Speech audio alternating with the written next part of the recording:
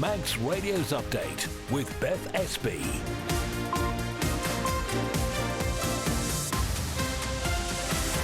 Well, first, my good evening. Welcome to Update, where we'll bring you more details on some of those stories that have been making the headlines today. And first, as we continue our countdown to the House of Keys general election coming up in September, we're focusing on the issues you say matter most. Tonight, the spotlight is on government headcount and the state of our health services. Also this evening, the Isle of Man's being urged to stay vigilant against environmental and wildlife crime. In education, there's a significant development. The island's only independent schools confirmed it will begin offering A-levels from September. And lace up those trainers. Residents across the island are being encouraged to get moving and give Parkrun a try this weekend. We'll have the weather, the traffic and the travel. And if you'd like to get in touch, text 166 177. We'll start as ever with a roundup of the main news headlines with Chanel Fastamai. All steam packet sailings scheduled for Sunday have been cancelled. The ferry operator has made the announcement this afternoon, citing the forecast adverse weather conditions. An additional sailing to Heysham will be held on Saturday evening at 8 o'clock. The company says passengers may amend their bookings free of charge through their online account or alternatively by contacting the reservations team. New figures released under Freedom of Information Act show more than 500 complaints were made about bus driver conduct on the island over a 5-year period.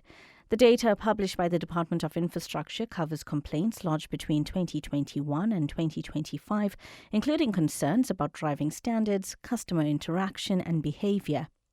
And work is underway to evaluate options for work to restore tramway terrace. The Department of Infrastructure has confirmed to Manx Radio that an impact assessment is underway and the site is being reviewed. In international news, snow and ice warnings have been extended until tomorrow afternoon for large parts of the UK. Tens of thousands of homes are still without power after the first named storm of the year brought heavy snow and 100-mile-per-hour winds. One of the owners of a Swiss spa, which was destroyed by a fire at New Year, killing 40 people, has been arrested. According to local reports, Jacques Moretti was detained because he was deemed a potential flight risk. And the UK government says X could be banned if the social media site fails to stop its AI tool producing deepfake images of women and girls.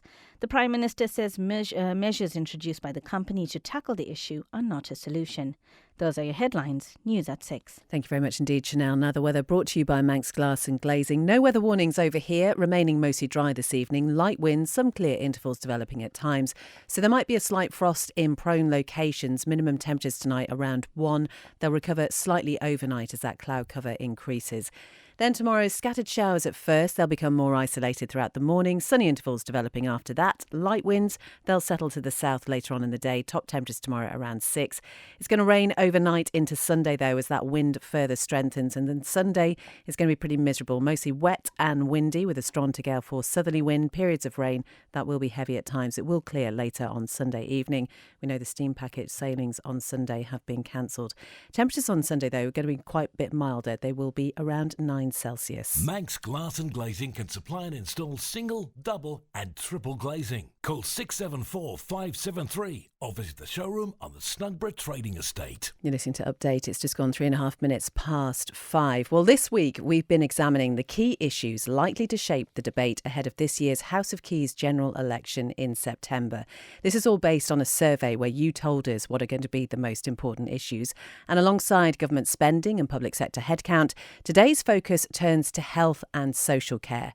Whether it features in candidates' manifestos or comes up on the doorstep, healthcare is expected to be a recurring theme throughout the campaign, as Siobhan Fletcher reports. If I was to place a bet on what I think would be the top priority issue at the general election this year, it would definitely be healthcare.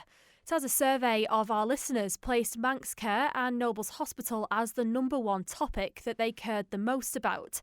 And it's easy to see why. From proposed strikes by healthcare professionals to a very public row between the Department of Health and Social Care and Manx Care over the communication of cuts, the island's health services seem to be perpetually under the spotlight.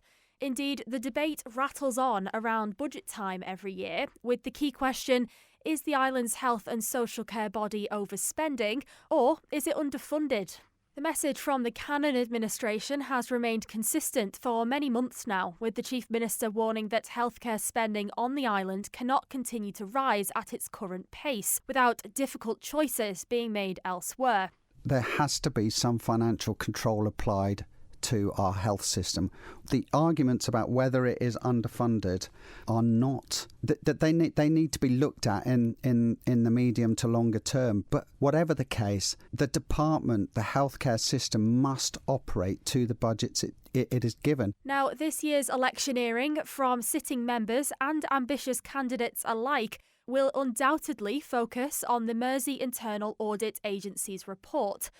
Essentially, at the tail end of last year, that independent report found that the current health and social care model in the Isle of Man is not operating as originally intended following the establishment of Manx Care.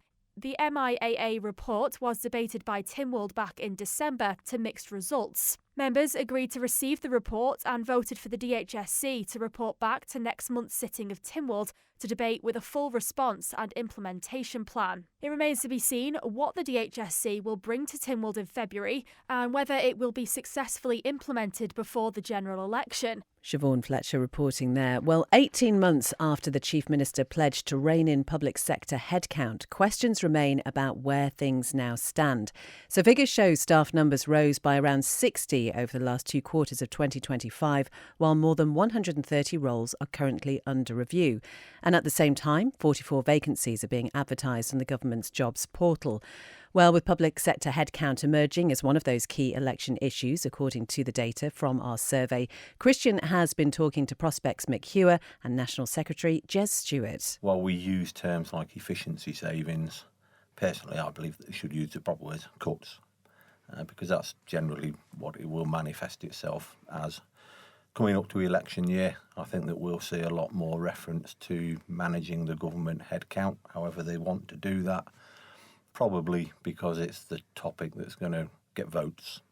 I think what it does is cause a lot of unrest amongst members with worry and additional stress. And when a post becomes vacant and isn't refilled to meet a headcount target, well, what generally happens to the workload? Are your members experiencing an almost creeping increase in responsibilities? Yes, definitely, 100%. Things are appearing in job descriptions through stealth, more than anything, not through negotiation. If obviously the government does have a target to meet £50 million worth of savings by 2030, how do you think it would be able to go about doing that without cutting services if headcount was to remain at its current level? I think that's a very difficult question.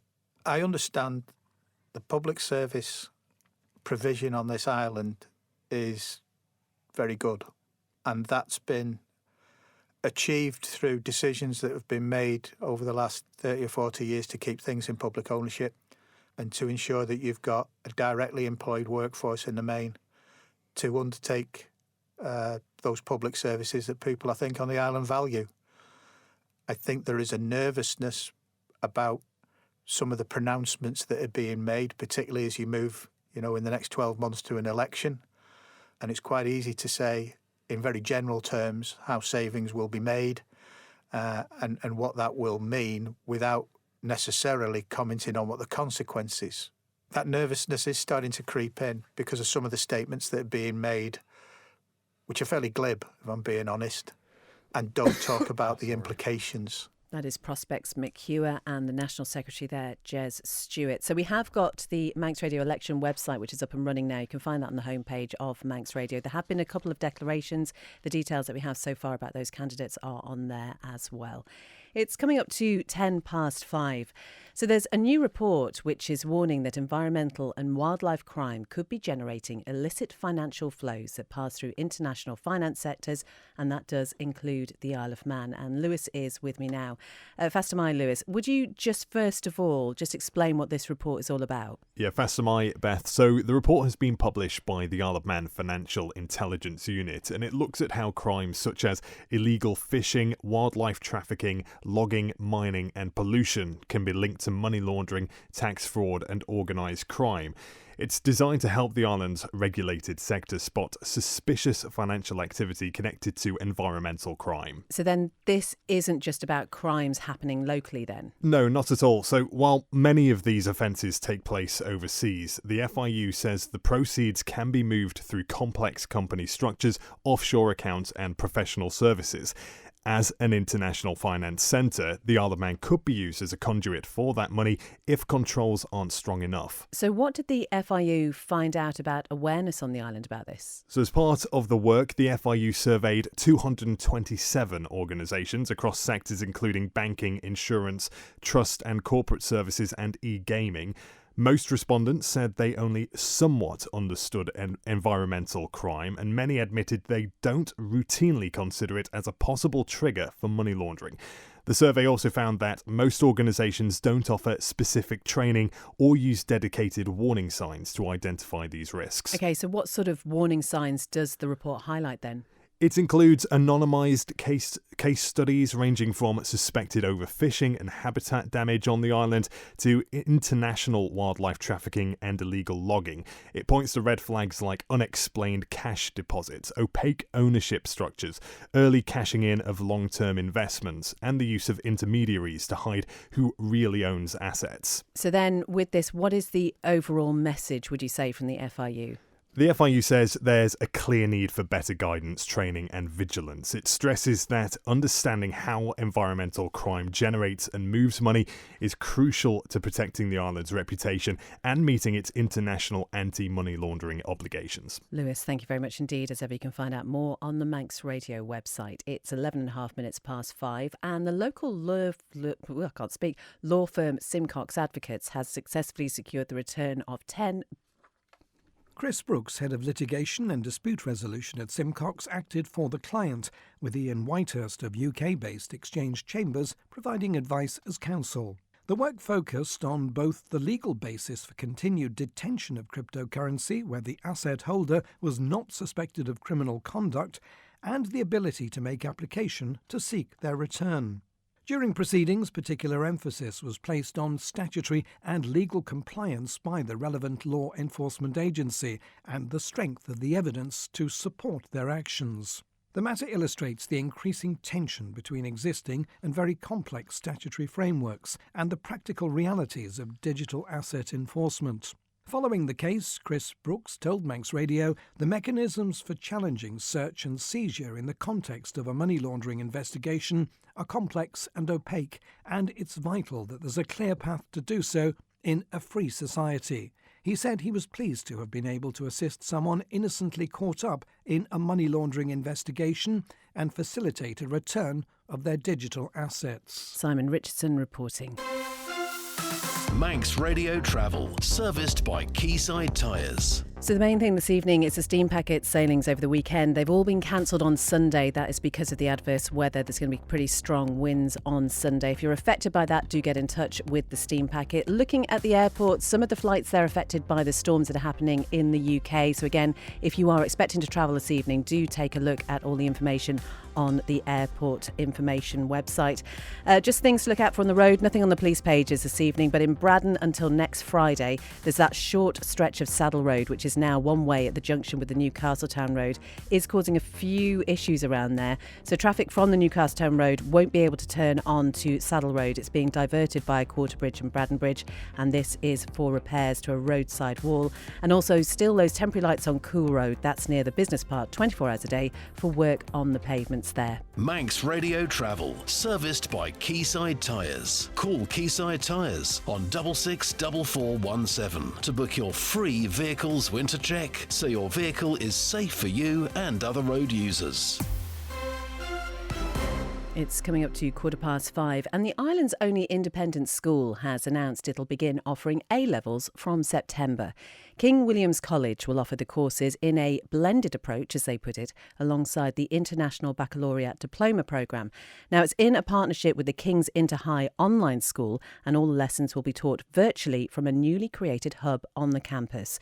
Principal Damien Henderson has been telling us more. Firstly, the students will have a mixture or blend of online instruction instruction. That's their academic instruction with King's Inter High. And they will also have pastoral and co-curricular instruction, education as normal KWC students. So they'll have their lessons in the online hub room and everything else in person as a normal sixth form student here would. But where the IB students would go to in-person lessons, they will go and log on to their online A-level lessons in this specially created hub, supported by a teaching and learning assistant. Why is this something that KWC wanted to introduce here and wanted to offer? For some years, we've had comments that not every child is wildly enthusiastic about the IB, plus the fee that we're having to charge nowadays post the introduction of VAT is outside the reach of many household budgets. So this is addressing both of those things head on. We're taking the bull by the horns and innovating. So it's the appropriate move at the appropriate time for both of those key areas of subject choice and affordability. There will be some people, though, who raise their eyebrows at the idea of courses being taught predominantly online while in a physical school. So what would you say to those people?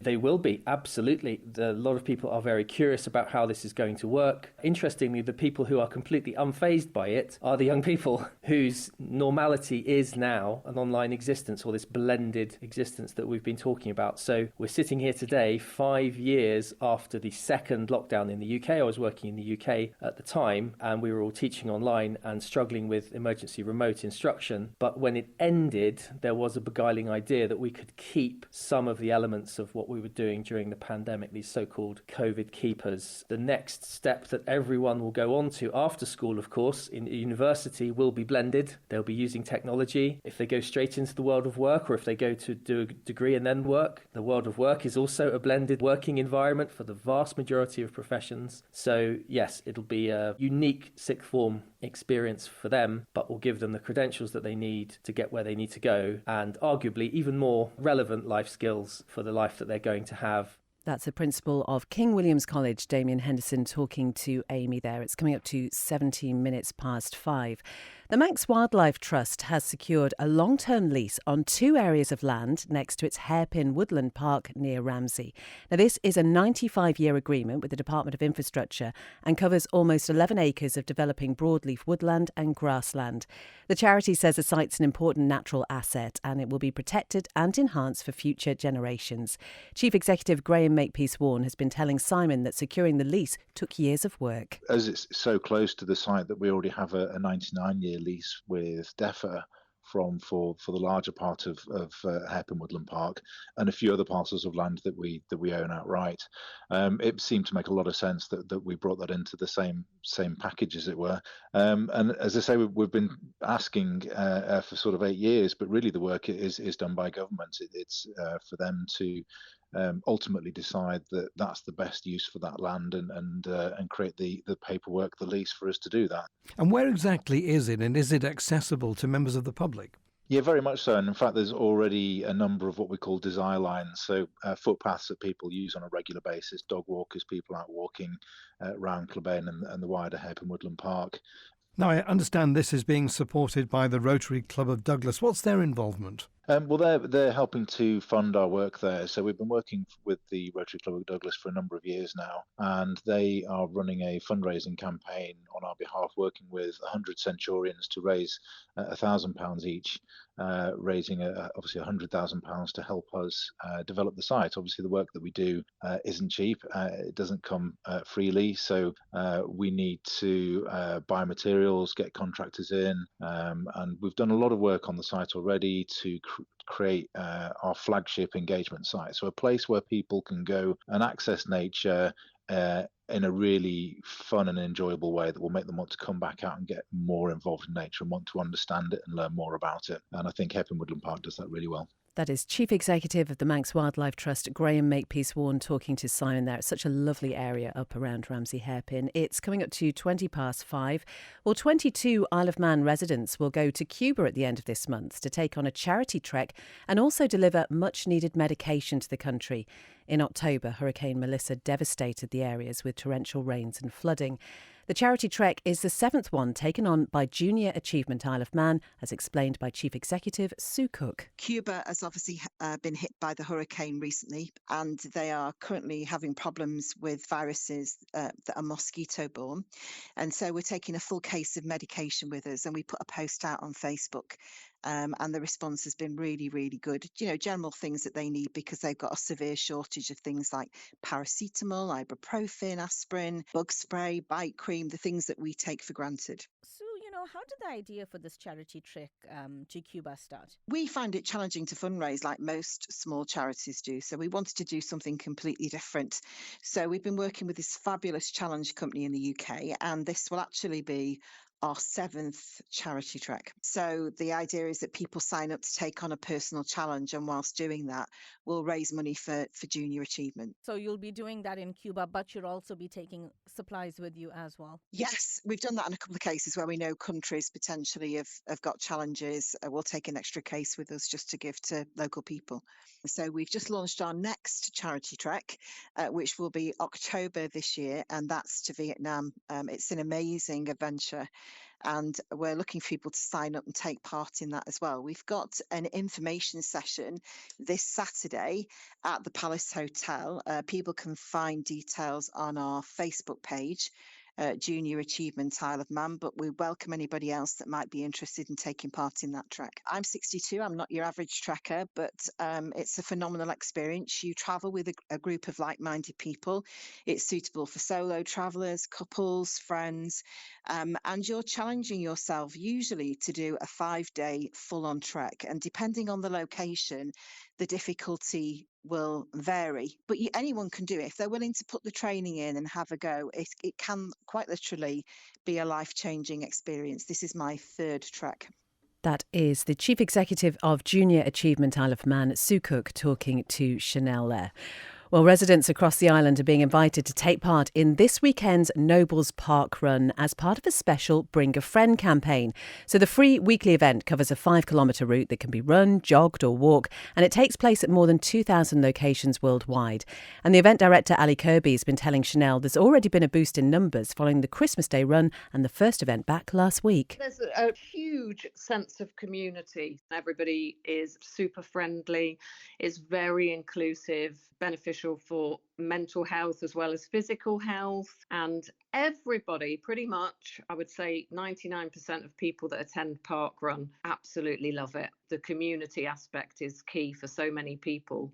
And yeah, it brings a lot of joy. We've definitely grown since we started it. So I think on the inaugural event, there was 108 people. Roughly now we average about 230 to 250 every week. We actually ran the event this year on Christmas Day, and we had nearly 400, and we had loads of people registering just to take part in the Christmas Day event. It was epic. It was amazing. Everybody loved it. Everybody dressed up.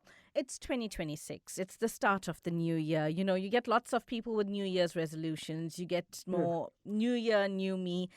For the first park run that just passed, did y'all notice more new faces? To be honest, I think doing the event on Christmas Day really boosted the numbers ready for the new year. But historically, we generally get a bit of a surge in January. I think lots of people are, they've got their resolutions, they want to improve their fitness.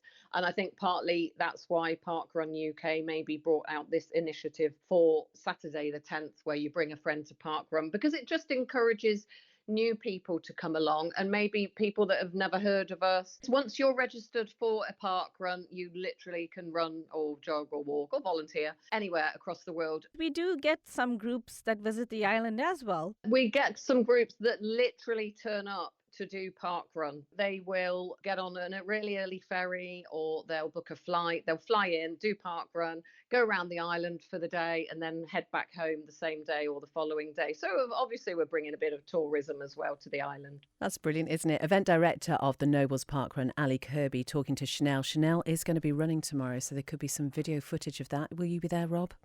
I won't be, but I have been tempted in the past.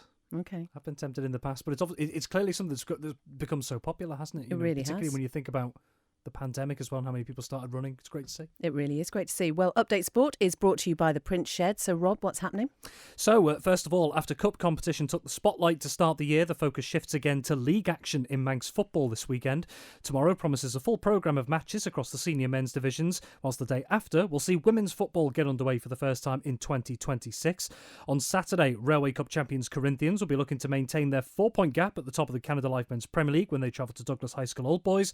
Elsewhere, Corinthians' nearest challengers Peel host Union Mills, with the Westerners still having 2 games in hand on the league leaders. In our Durham Drug Unlimited Division 2, the battle continues at the summit between southern rivals Castletown and Colby, who are separated by just 2 points in first and second respectively. And on Sunday, as I mentioned, 2 more fixtures in women's football, specifically on the agenda at the Bowl in Douglas, will be the Canada Life Women's Floodlit Cup. You can see a full schedule of all of this weekend's Alabama football fixtures at manxradio.com. Elsewhere in rugby, a busy schedule is on the cards this weekend with no fewer than 6 Ireland teams in action on Saturday. In Regional 2 Northwest, Douglas will be hoping to bounce back after a tough run in December when they host Burnage at Portashee. Elsewhere, and after both of their opening matches of the year were postponed by poor weather last week, Ramsey and Vagabonds are back in Counties 3 ADM Lancashire and Cheshire action tomorrow. Ramsey host Hoylake at Morrow Park, whilst Vagabonds head to Ormskirk. And there's also a first outing of 2026 for Vagabonds ladies. They head to face Macclesfield for the first time in women's NC2 North-South. And in the local competitions, it's first versus second in the Hartford Homes Manx Shield as Douglas Celts face off against Western Vikings. Also getting underway for the year ahead of this weekend is the 2026 Isle of Man hockey season. The first matches of the men's and women's leagues get underway from just after 11 a.m. tomorrow morning and run throughout Saturday afternoon. Full details of those matches are available on our website. And finally, multiple Manx athletes are set to take part in the gruelling spine race events in the UK from this weekend. Graham Hatchett and Phil Marshall will be involved in the fearsome 268-mile spine race from Sunday, whilst Peter Bradley will face the Spine Challenger North event from the same day. And before those, tomorrow afternoon sees Jane Rose and Jeff Quayle take on the Spine Sprint South. While separately, Oren Smith and Nikki Arthur, who've both enjoyed success at the event in the last 2 years, are not going to be involved this time around. Rob, thank you very much indeed. We've just heard police are on the scene at a road traffic collision on Westmoreland Road in Douglas. The road is currently blocked at the moment, so if you are travelling home in that area, then do try and get an alternative route. We'll bring you all the details of that, so keep up to date on our Manx Radio social pages. Coming up next, it's a Friday Sport preview with Rob. Chris Kinney will then be here with Greatest Hits at 6:30 tonight. Then at 9, it's Jumping In with the Kane brothers, Howard and Chris with you, before Rhiann Evans is here from 10 with After Hours. Whatever you're doing this weekend, have a good one. Update will be back with you from 5 on Monday.